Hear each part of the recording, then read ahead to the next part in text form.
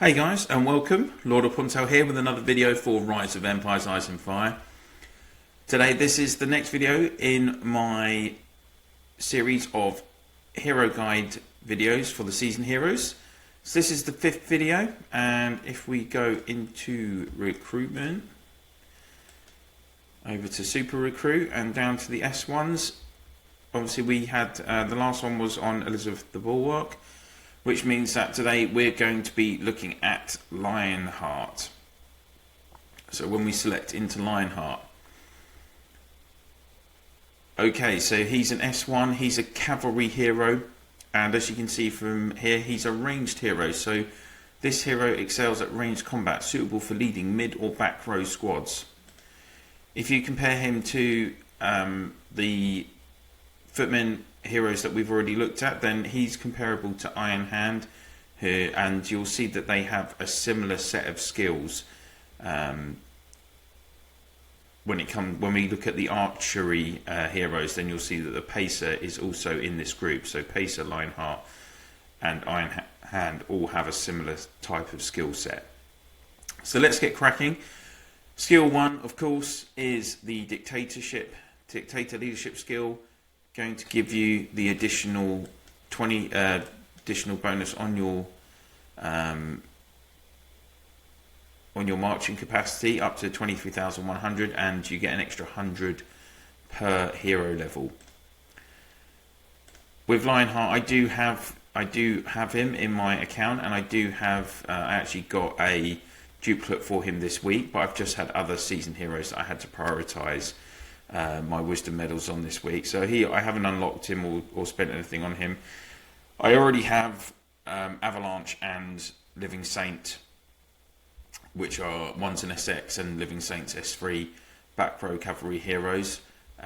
They're two of the top 3 back row cavalry heroes. So Lionheart, he's up there, and he will certainly be useful as a third kind of back row cavalry hero for me, but he wouldn't be in the top 3 unfortunately, but we'll look at that in a bit. So back onto his skill. So skill 2, his first hero specific skill, Raw, is a combat skill, and the effective range is 4.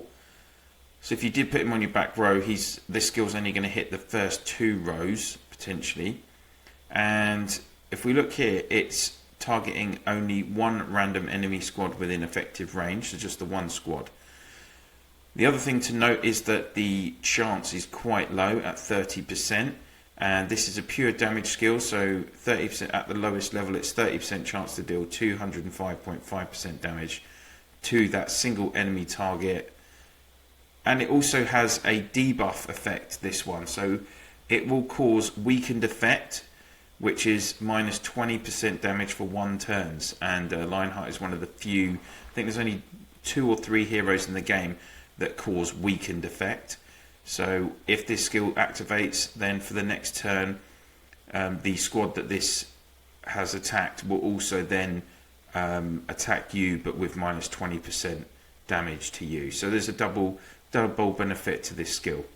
And if you look here, it maxes out at 673 damage. So that is a high damage if it activates, but again, it's only 30% chance. Skills 3 and 4, nothing new here.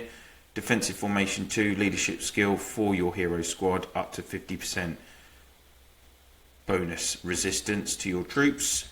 And skill 4, the cavalry offensive formation 2 skill, which will give the bonus 50% might to the troops in your squad.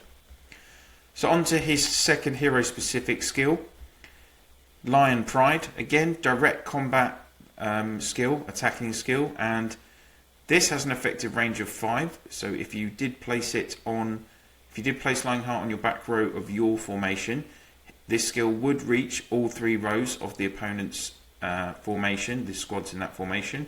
And as you can see here, it will target all three of the enemy squads within the effective range. Again though, it's only 30% chance, and the maximum damage is 256.5% damage to 3 enemy squads in range. I guess the benefit is that you are hitting all three squads. You're weakening all three squads on your opponent's formation, and that's one of the reasons why you don't get a large amount of damage for kind of this level of an S1 hero. When this would be attacking all of the squads that that is in your opponent's formation.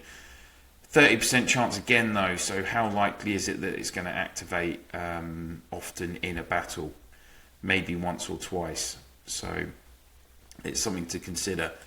On to the 6th Cavalry Awaken skill, the leadership skill again, and there are 3 elements to his skill. So the 250% bonus to leadership skills, as with every Awakening 6th skill, and for Lionheart he will also give up to an additional 15% resistance for the troops, and a nice bonus of plus 100 on the cavalry speed.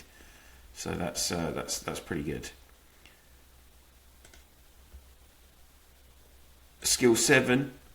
So this is where Lionheart is similar to Iron Hand, that this commanding banner skill, skill 7, it's a leadership skill, and it is applicable for the hero's legion. So all of the troops, all 3 lines of squads in your formation, and it is an active skill again.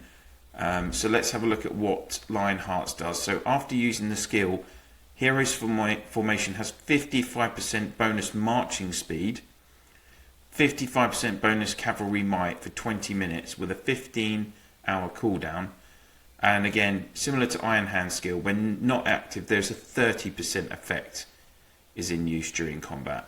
So this gives up to a maximum, and then at level 10 it will give up to a maximum of 100% bonus marching speed, 100% bonus cavalry might for 20 minutes, 15-hour cooldown. Again, this is a little bit. This is where he is much better than, say, a standard orange hero.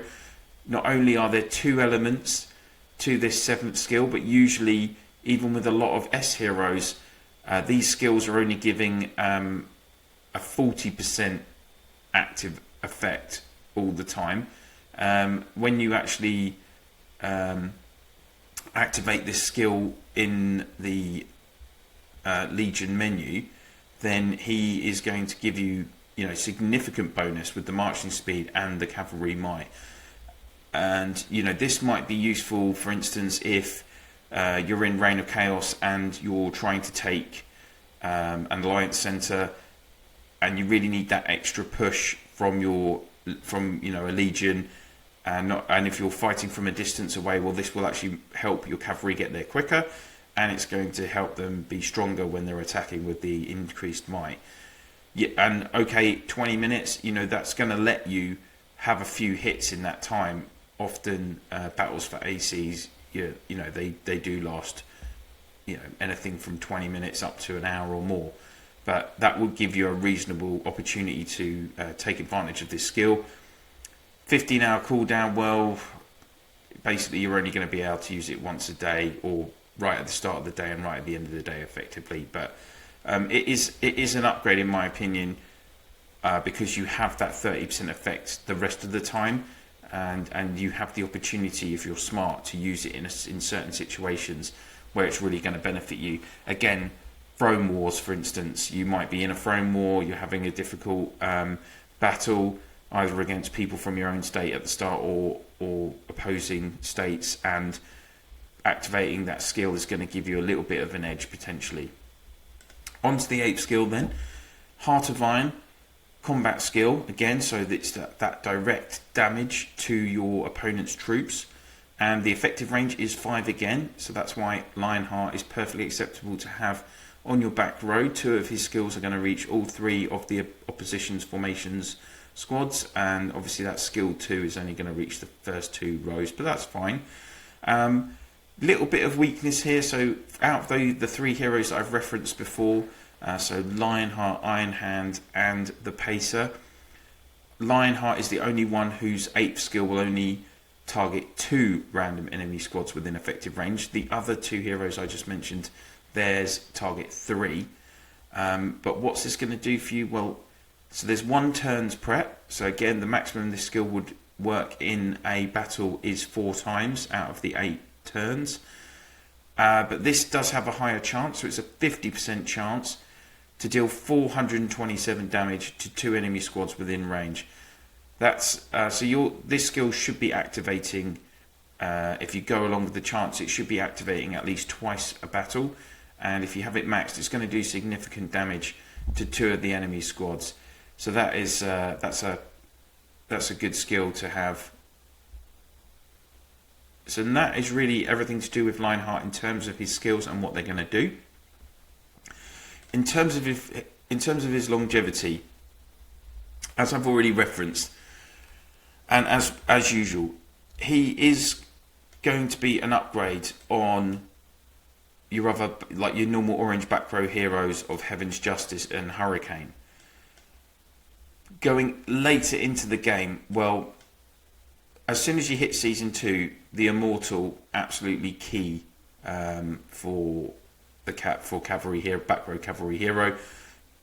He would definitely replace Lionheart in your class Legion if you had a class Legion which was Cavalry. And then Living Saint is also a very good back row hero at S3. Once you get into Eden with the SX heroes, we also get the Avalanche, which is one of the absolute key heroes in the game. So there are 3 other heroes that would be in front of Lionheart if you were going to have a top 3 for Cavalry, if you were running 3 Cavalry Legions.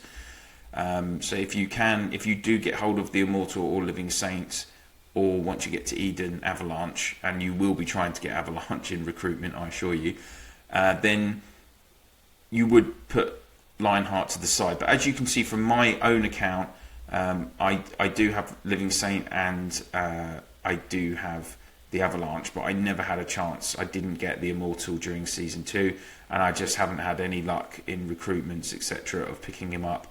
So I've just had to let that go, because again, you know, if you're a big spender, then yes, you can, you know, purchase lots of recruitment tickets and try and get heroes on Heroes Return and things like that. But when you, as I've stressed before, when you don't have, you're not spending a lot of money on the game, you are going to have limited options on what you can develop, and the most important focus is that you just have that one strong Legion initially, and then you move on and see what you can do. So if Lionheart is what you've got and you've ended up with a duplicate with him, and you're able to then get another duplicate through fragments and potentially get him on a Heroes Return event, or from a set of fragments, don't worry, there are lots of players that use Lionheart. Even now I see it every week in Heroes Duel in my state. Lots of reasonably high level players have Lionheart, so he is a good hero. And if you don't pick up Immortal, then potentially, like me, you would be using him